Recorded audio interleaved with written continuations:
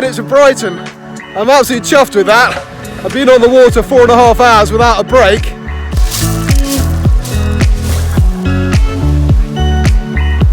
And we're off, look at that. Airborne. Oh, cheers. Cheers to Brighton.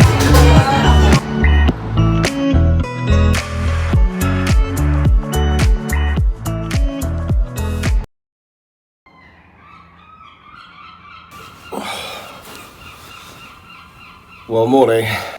Not a great sleep.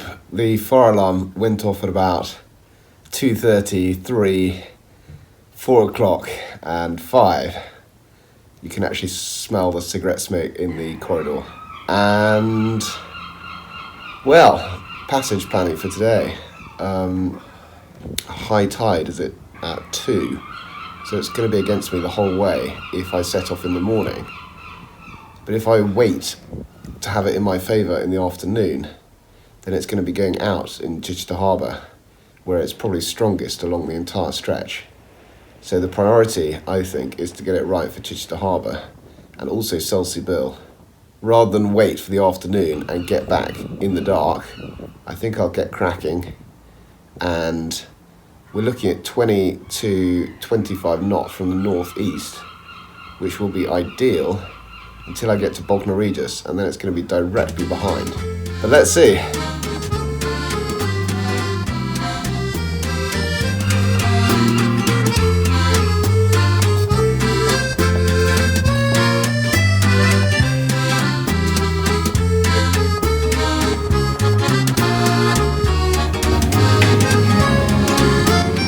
This is good news. I found a nice cappuccino here at the Hotel du Vin before we get windsurfing. Keep it civilised.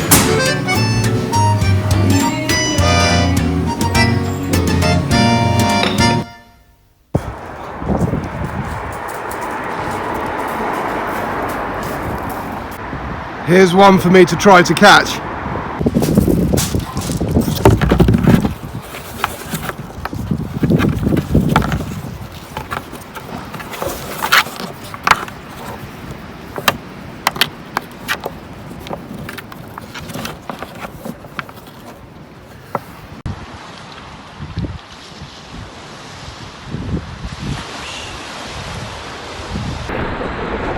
And he's off for the return leg. I'm going to use the opportunity while the wind is light to get downwind, to get offshore, because it's going to be very, very broad, and when the wind kicks in, I want to be able to head up. A couple of seabirds diving here. Where have they gone? They're going to pop up. I would love to catch that yacht I saw about an hour ago. And if you're a yachty, you may well refer to Velocity Made Good, VMG. And it often refers to going downwind, picking the fastest route. Is it quicker to go dead downwind, but at a slower pace, or broad reach? And of course on a board you want to go broad reach. But in different weather conditions, those angles change. So VMG, thanks to Alan Roberts for educating me on that one actually. Look him up, a Hayling Island Sailing Club professional yachtsman, very impressive.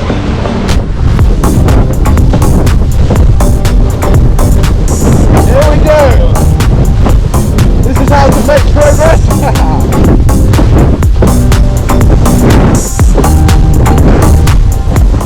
I've done about 65 miles and a few more to do, quite a few more to do.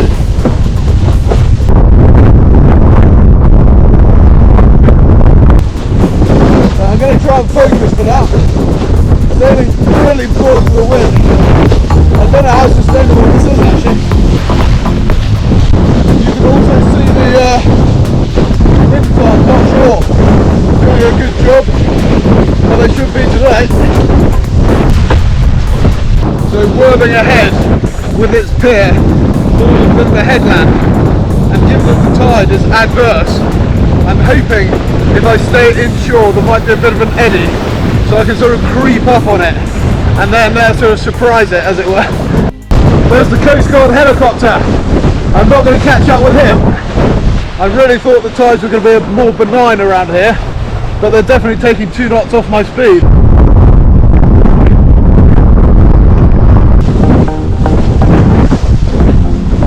Ah, this is what it's about. Covering some mileage. Right, we can see Bognor ahead, which is great news.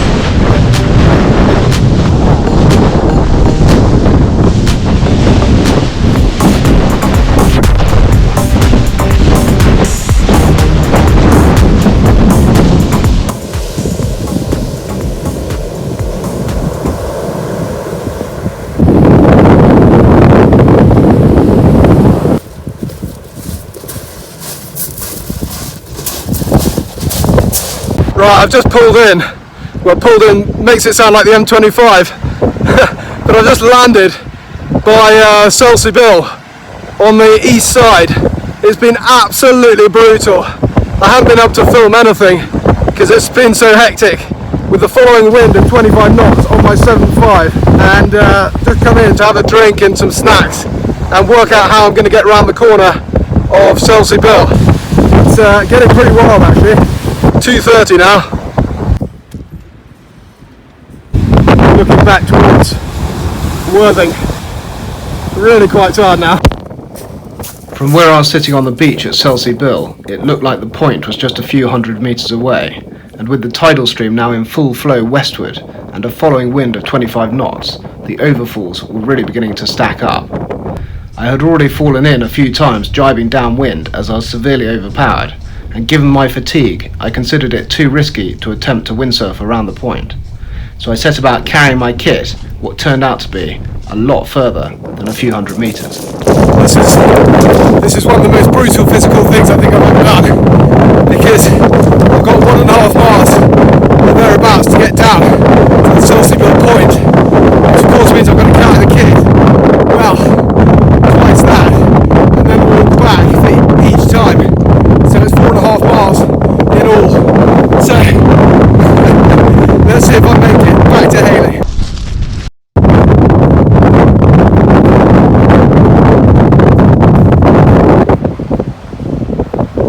There's the Isle of Wight. And here's the kit at Selsey. I've just carried it a hell of a way. Now for the return leg. Let's get back to Hayling.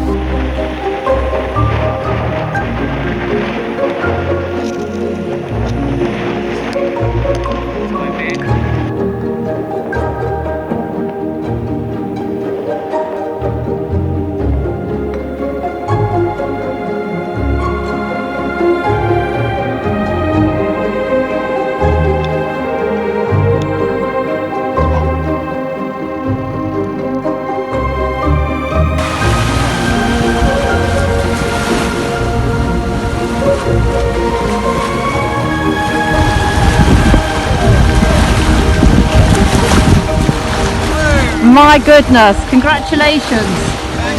You've done it.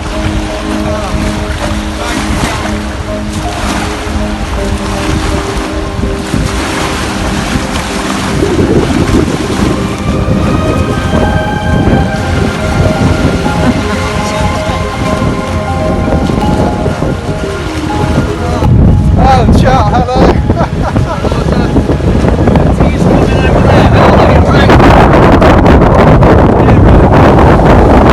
Well, made it back to Hayling Island Sailing Club.